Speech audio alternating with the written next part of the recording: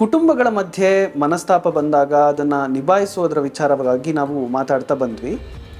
ಆದರೆ ಈ ಕುಟುಂಬ ಅನ್ನೋದು ಏನು, ಅದು ಹೇಗೆ ಕೆಲಸ ಮಾಡುತ್ತೆ ಅನ್ನೋದ್ರ ಬಗ್ಗೆ ನಾವು ಒಂದಿಷ್ಟು ತಿಳ್ಕೊಳ್ಬೇಕಾಗಿದೆ. ಇವಾಗ ಈ ಒಂದು ರೀತಿಯ ಅಧ್ಯಯನವನ್ನು, ಅಂದರೆ ಕುಟುಂಬ ವ್ಯವಸ್ಥೆಯ ಬಗ್ಗೆ ಮಾಡುವಂಥ ಅಧ್ಯಯನವನ್ನು ಅಥವಾ ಅದನ್ನು ಬಳಸ್ಕೊಂಡು ಕೊಡುವಂಥ ಚಿಕಿತ್ಸೆಯನ್ನು ಫ್ಯಾಮಿಲಿ ಥೆರಪಿ ಅಂತ ಕರೀತಾರೆ.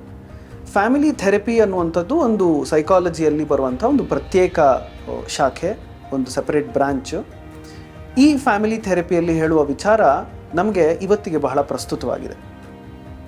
ಒಂದು ಕುಟುಂಬನ ನಾವು ಯಾವ ರೀತಿ ನೋಡಬೇಕು, ಕುಟುಂಬ ಅಂದರೆ ಏನು ಅಂತ ನಾವು ವಿಚಾರ ಮಾಡ್ತಾ ಬಂದರೆ, ಒಂದು ಕುಟುಂಬನ ಒಬ್ಬ ಮನುಷ್ಯನಿಗೆ ಹೋಲಿಸ್ಲಿಕ್ಕಾಗತ್ತೆ, ಅಥವಾ ಒಂದು ಮಷೀನಿಗೆ, ಒಂದು ಯಂತ್ರಕ್ಕೆ ಕೂಡ ಹೋಲಿಸ್ಬಹುದು.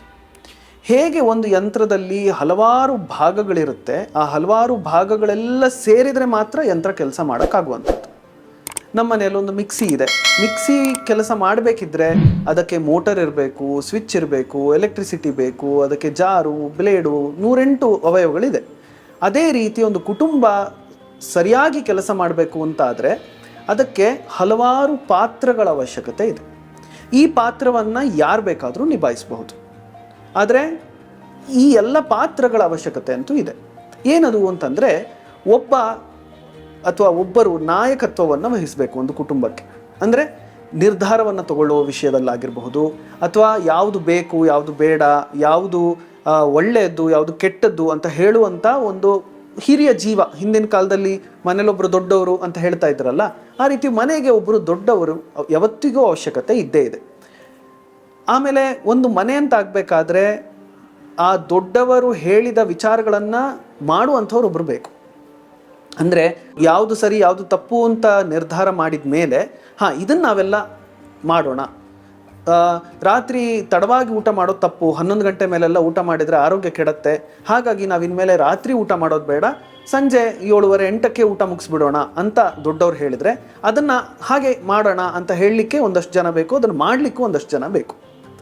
ಇನ್ನು ಮೂರನೇ ಪಂಗಡ, ಈ ಎಲ್ಲ ಕೆಲಸ ಕಾರ್ಯಗಳನ್ನು ನಿಭಾಯಿಸ್ಕೊಂಡು ಒಂದು ಕುಟುಂಬದಲ್ಲಿ, ಒಂದು ಫ್ಯಾಮಿಲಿನಲ್ಲಿ ಮಾಡಬೇಕಾಗಿರೋ ಕೆಲಸಗಳನ್ನು ಮಾಡಲಿಕ್ಕೆ ಒಂದಷ್ಟು ಜನ ಬೇಕಾಗುತ್ತೆ.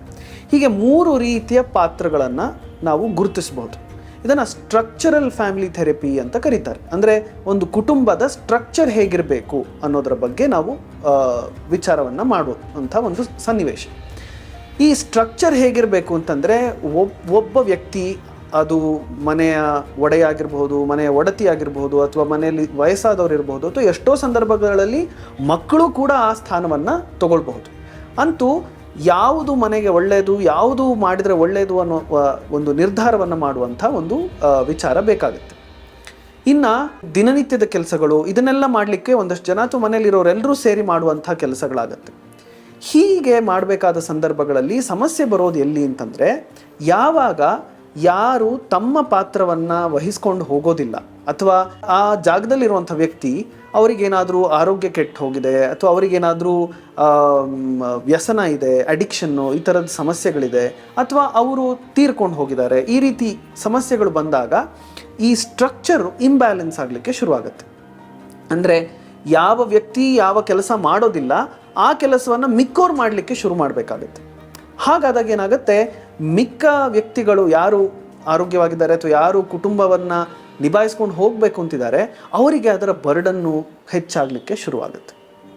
ಹೀಗೆ ಒಂದು ಕುಟುಂಬದ ಒಬ್ಬ ವ್ಯಕ್ತಿಯಲ್ಲಿ ಏನಾದರೂ ಹೆಚ್ಚು ಕಡಿಮೆ ಆರೋಗ್ಯದಲ್ಲಿ, ಮನಸ್ಥಿತಿಯಲ್ಲಿ, ಅಥವಾ ಯಾವುದಾದ್ರು ಅವರ ಕೆಲಸದಲ್ಲಿ ಯಾವುದೇ ಒಂದು ಸಮಸ್ಯೆ ಕಂಡರೂ ಕೂಡ ಅದರ ಇಫೆಕ್ಟು, ಅದರ ಪರಿಣಾಮ ಮಿಕ್ಕ ಎಲ್ಲ ಕುಟುಂಬದ ಸದಸ್ಯರ ಮೇಲೆ ಕಾಣಿಸ್ಕೊಳ್ತಾ ಹೋಗುತ್ತೆ.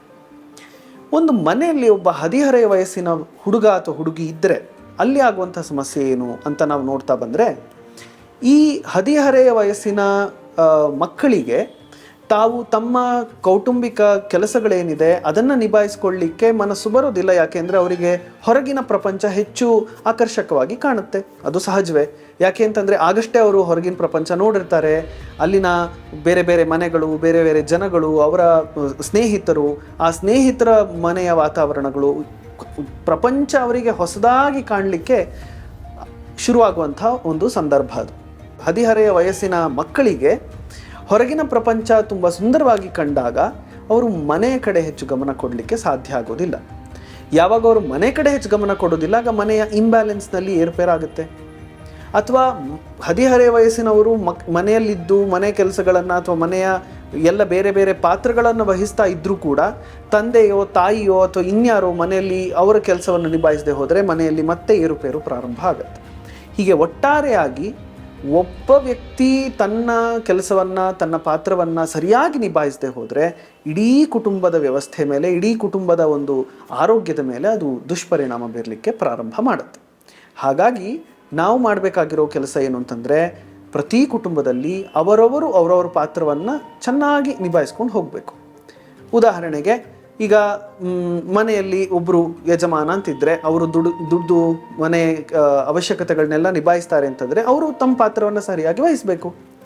ಇನ್ನು ಮನೆಯ ಒಡತಿ, ಅವರು ಮನೆಯ ಹೋಮ್ ಮೇಕರ್ ಅಂತ ಕರೀತಾರಲ್ಲ, ಅಡಿಗೆ ವಿಚಾರ ಆಗಿರ್ಬೋದು, ಮನೆಯ ಜವಾಬ್ದಾರಿ ವಿಚಾರ ಆಗಿರ್ಬೋದು, ಅದನ್ನೆಲ್ಲ ಅವರು ನಿಭಾಯಿಸ್ಕೊಂಡು ಹೋಗೋದು. ಮಿಕ್ಕವರೆಲ್ಲ ಅವರಿಗೆ ಸಹಕಾರ ಕೊಟ್ಟು ನಡ್ಕೊಳ್ಳುವಂಥದ್ದು. ಇನ್ನು ಮಕ್ಕಳು ತಮ್ಮ ಪಾತ್ರ ವಹಿಸ್ಕೊಂಡು ಹೋಗುವಂಥದ್ದು. ಹೀಗೆ ಅವರವರು ತಮ್ಮ ಕೆಲಸವನ್ನು ಮಾಡ್ಕೊಂಡು ಬರಬೇಕು. ಇದನ್ನು ಇವರೇ ಮಾಡಬೇಕು ಅಂತಿಲ್ಲ. ಮನೆ ಯಜಮಾನ, ಮನೆ ಒಡತಿನೂ ಆಗಬಹುದು, ಅಥವಾ ಅಡಿಗೆ ಮನೆ ಕೆಲಸಗಳನ್ನು ಗಂಡಸರು ಮಾಡಬಹುದು. ಈ ರೀತಿಯ ವ್ಯವಸ್ಥೆಗಳನ್ನು ಕೂಡ ಮಾಡ್ಕೊಳ್ಬಹುದು. ಆದರೆ ತಾತ್ಪರ್ಯ ಏನು ಅಂತಂದರೆ, ನಾವು ಯಾವ ಕೆಲಸ ಮಾಡ್ತೇವೆ ಅಂತ ನಾವು ಒಪ್ಕೊಂಡಿರ್ತೇವೆ ಅದನ್ನು ನಾವೆಲ್ಲರೂ ಸೇರಿ ಮಾಡಬೇಕಾಗುತ್ತೆ. ಯಾವಾಗ ಅದು ಆಗೋದಿಲ್ಲ, ಆಗ ಮನೆಯಲ್ಲಿ ಸುತ್ತಮುತ್ತ ಎಲ್ಲದರಲ್ಲೂ ಒಂದು ರೀತಿಯ ಸಮಸ್ಯೆ ಉಂಟಾಗಿ ಉದ್ವಿಗ್ನ ಪರಿಸ್ಥಿತಿ ಉಂಟಾಗುತ್ತೆ. ಅದರಿಂದಾಗಿ ಸಮಸ್ಯೆಗಳು ಕಾಡಲಿಕ್ಕೆ ಪ್ರಾರಂಭ ಆಗುತ್ತೆ. ಹಾಗಾಗಿ ಸಾಧಾರಣವಾದ ಮನೆಗಳಲ್ಲೇನೆ ಒಬ್ಬ ವ್ಯಕ್ತಿ ತಮ್ಮ ಕೆಲಸವನ್ನು ಸರಿಯಾಗಿ ಮಾಡದೆ ಹೋದರೆ ಏರ್ಪೇರ ಆಗುವ ಕಾಲ ಇರುವಾಗ, ಇನ್ನು ಈ ಹದಿಹರೆಯ ವಯಸ್ಸಿನ ಮಕ್ಕಳಿದ್ದರೆ ಅವರು ತಮ್ಮ ಜೀವನದ ಅಥವಾ ತಮ್ಮ ಆಸೆ ಆಕಾಂಕ್ಷೆಗಳನ್ನು ಬೆನ್ನತ್ತಿ ಹೋದಾಗ ಇಡೀ ಮನೆಯ ಸಮತೋಲನ ಹೆಚ್ಚು ಕಡಿಮೆ ಆಗೋ ಸಾಧ್ಯತೆ ಇದೆ. ಆದ್ದರಿಂದ ನಾವು ಮಾಡಬೇಕಾಗಿರೋದು, ಎಲ್ಲರೂ ಸೇರಿಕೊಂಡು ಕುಟುಂಬದಲ್ಲಿ ಎಲ್ಲರೂ ತಮ್ಮ ಪಾತ್ರವನ್ನು ವಹಿಸಿದಾಗ ಈ ಸಮಸ್ಯೆಗಳನ್ನು ನಾವು ಸುಲಭವಾಗಿ ಎದುರಿಸಲಿಕ್ಕೆ ಸಾಧ್ಯ ಆಗುತ್ತೆ.